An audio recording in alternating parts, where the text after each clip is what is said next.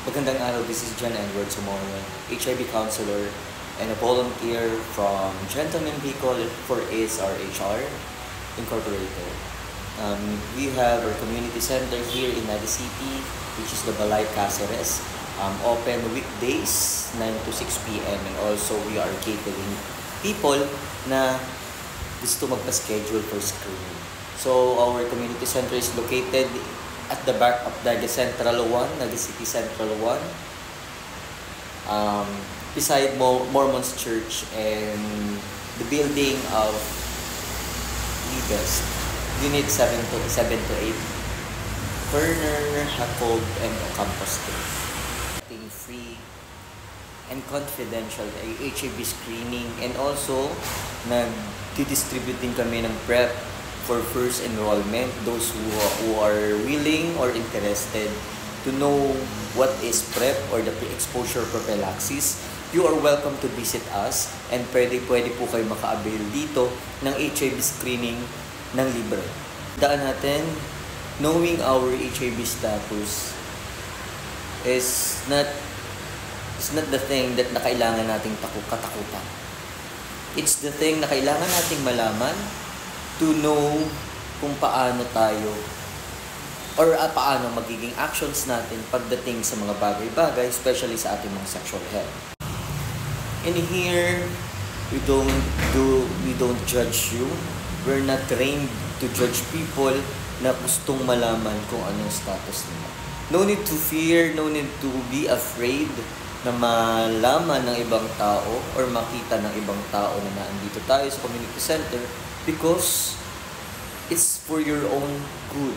For those people na interesado for self-test kit, we are now rolling out Abbott self-test kit sa Naga City and also sa Albay. Just message those people, our volunteers, sa mga HIV counselors sa mga Facebook ninyo.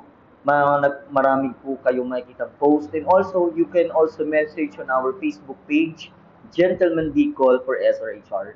Also, you can personally message me on my Facebook. And pwede na po tayo mag-avail ng self-test kit. Ito ay kit na pwedeng ibigay po namin sa inyo at kayo po mismo ang pwedeng gumawa nito for your own convenience sa inyong mga tirahan. Meron lang po tayong kailangang iproseso, so you need to visit on our community centers in Naga City, the Balay Cáceres, in Albay, the Balay Ibalon, the two community centers of the Gentleman Bicol for SRHR Incorporated. Our main goal here is matulungan ang mga taong nasa komunidad para malaman ang kanilang mga status. Kung sakaling tayo ay natatakot na tayo ay mag-positive or mag-reactive test, ito yung sinasabi na we are doing our best after ng test or malaman ninyo ang inyong result, we're doing our best na kayo ay alalayan sa abot ng aming mga makakaya.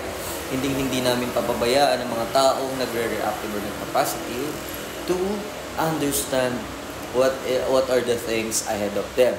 Kailangan malaman through post-counseling, we are explaining everything na kanilang pagdadaanan. And ipapaliwanag namin dito at ipoproseso kung paano ang kanilang mga maaaring gawin.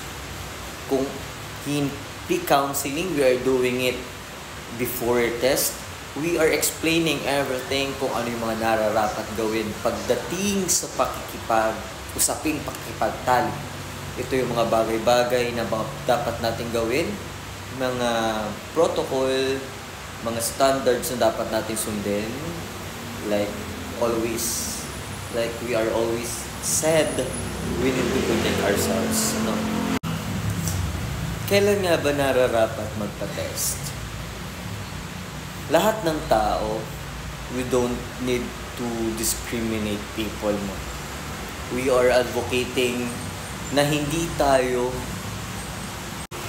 magbigay ng diskriminasyon sa bawat tao. Na hindi lamang itong mga taong sexually active ang nararapat magpa-test. Nararapat nating malaman na ang lahat ng taong nagkaroon ng pakikipagtalik ng hindi gumamit ng proteksyon ay maaaring magkaroon ng pagkakataon upang makakuha ng infeksyon or ng HIV. Hindi natin pwedeng sabihin na ang HIV is only for LGBT people lang. It's improper na sinasabi natin ito ay sa mga bakla lang. Tandaan natin, every person na mayroong activity, may sexual activity, has the possibility to get HIV. Especially, lalong-lalo na kung ito ay unprotected. Kung recently nagkaroon tayo ng unprotected sexual encounter and also casual sex ito, at hindi natin or kakakilala pa lang natin sa mga taong ito, maaari tayong pumunta sa ating community center after 6 weeks. Tandaan natin kung nagkaroon tayo ng encounter or sexual encounter sa kakakilala pa lang natin at ito ay unprotected, maaari tayong pumunta sa ating community center para tayo ay matulungan ng ating mga volunteers and mga HIV counselors kung ano yung mga nararapat gawin and matest tayo for HIV. Also, those people na hindi lang HIV ang nakuha or na-infect ng ibang sexual transmitted infection, we have our Naga City Social Hygiene Clinic. Maaari po kayong pumunta sa kanilang clinic sa City Health Office, City Hall Compound, Room 108, and hanapin lang si Ma'am Grace Guevara. They are managing people na na-infect for sexually transmitted infections. Tandaan natin, hindi lang HIV ang makukuha natin pag tayo ay patuloy na gumagawa ng unprotected sexual encounters or activities.